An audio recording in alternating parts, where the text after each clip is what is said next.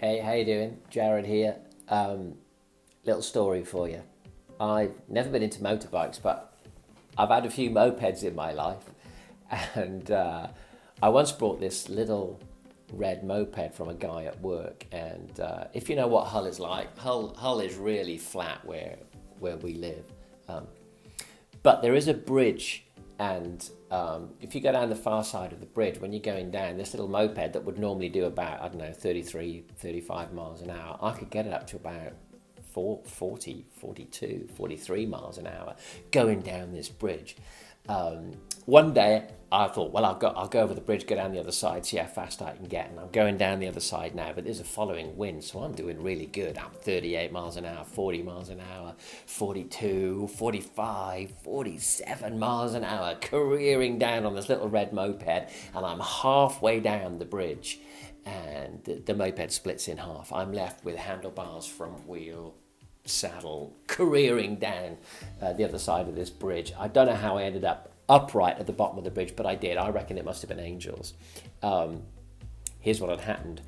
Underneath the shiny red paint was a whole load of rust that had been covered up by that guy I bought it off.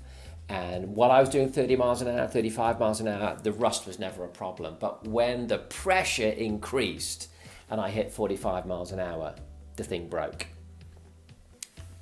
Great metaphor for life, right? When life is easy and everything's okay and everything's fine, not a problem.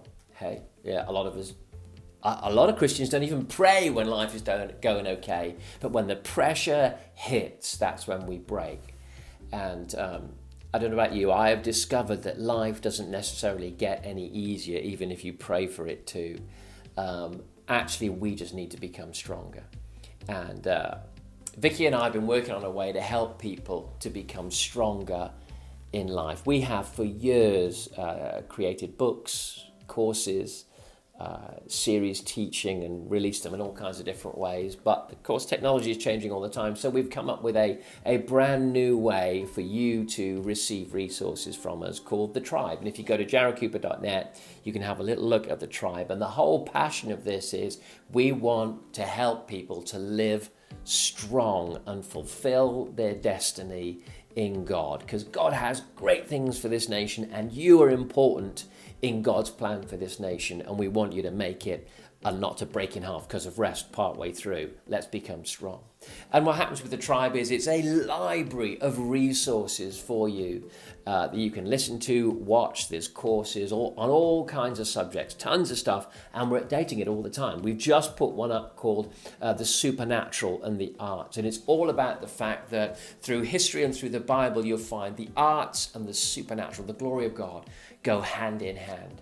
And it's a whole series to inspire artists, musicians, songwriters, people interested in media, theatre, about how the glory and the power of God can fill and flood your art. Think about this for a minute. This has been my experience and is one of my real passions.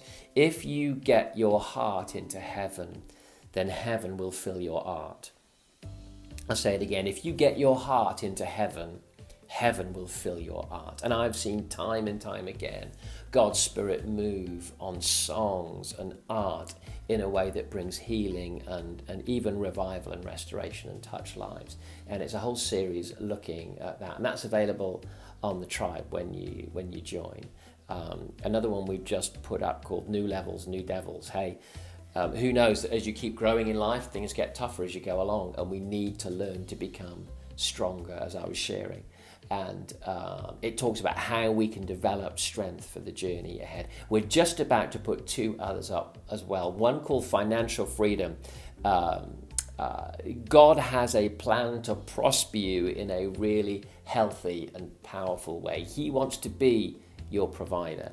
Not so that we can be greedy and weird about it, but he wants to provide for you like a father provides for a child. And we're going to learn how to live with that. And we're just about to put that one up. And then there's another one going up as well that's about how to create a powerful worship culture. I think worship is one of the ways that we really create a place for God to dwell among us individually, as families, as teams, and corporately as church. Think about it. I've been kind of speed reading through parts of the Bible lately, looking at Exodus, Leviticus, Numbers, Deuteronomy, 1 Samuel, 2 Samuel, 1 Chronicles, 2 Chronicles, Psalms, and looking at, there are books and books and books and chapters and chapters and chapters devoted to God telling his people how to design worship, and then God's people going and, right, well, let's create the temple, the tabernacle, some way of worshiping God and ministering to him continuously and powerfully. God's really fussy about worship. We shouldn't just lazily throw up our worship in any old way. God has spoken in detail to his leaders about worship in times past. And I think we still need to remember we need to take our worship and our prayer and our ministering to God really seriously. Because when we do, it's part of how God dwells among us powerfully. And that's a series that's going up really soon as well. Head to jaredcooper.net and go look at Join Our Tribe and find a way that we can resource you and invest into you so that you're strong for years to come. Have a little look. jaredcooper.net. I'll see you there.